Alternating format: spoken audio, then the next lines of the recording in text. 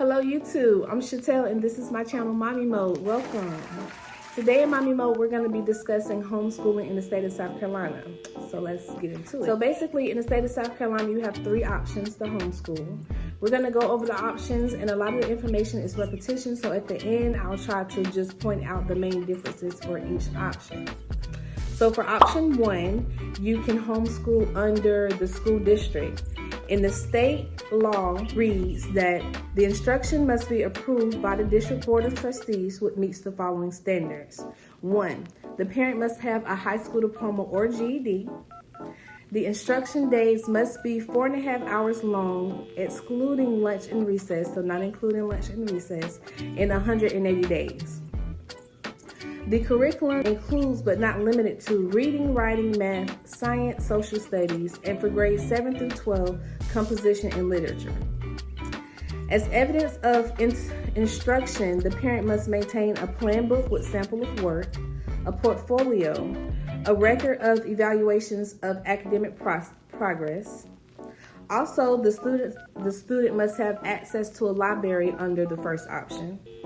The student must participate in an annual statewide testing and basic skill assessment program administered by a certified school district employee. Now you can take this test at a school or you can pay yourself for the employee to come to your home to administer the test. The parent must agree in writing to not hold the district liable for any educational deficiencies as a result of home instruction.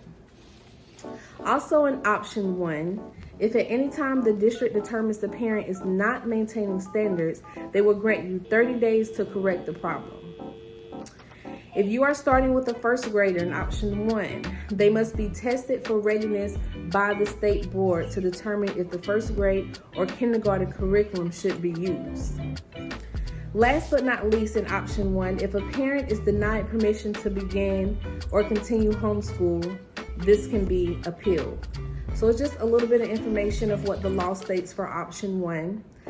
In option 2, the parents can homeschool children with the help of the South Carolina Association of Independent Homeschool. The State Department of Education shall conduct an annual review to make sure that at a minimum, the parent holds at least a high school diploma or GED. The instruction year is at least 180 days. And the curriculum includes but not limited to writing, math, science, social studies, and for 7th through 12th graders, composition and literature. Moving on to option 3, which is my option of choice. Parents may teach their children with the help of an association for homeschoolers with no fewer than 55 members and meets the requirements. The state shall conduct annually a review of the association standards to ensure that the requirements at a minimum include the parent holding a high school diploma or GED.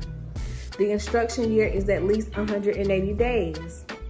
The curriculum includes but not limited to reading, writing, mathematics, science, and social studies, and for grades 7 through 12, composition and literature. Educational records maintained include a plan book, a diary, a portfolio of samples of work, and a semi-annual progress report including attendance records and progress in each subject. And I wanted to put in just a side note, if you are a foster parent, you can choose any one of these options, but you will also have to have permission from the social services to be able to homeschool your child if you're a foster parent. Just a little side note. So that's basically it. We went through all the options for homeschooling in the state of South Carolina.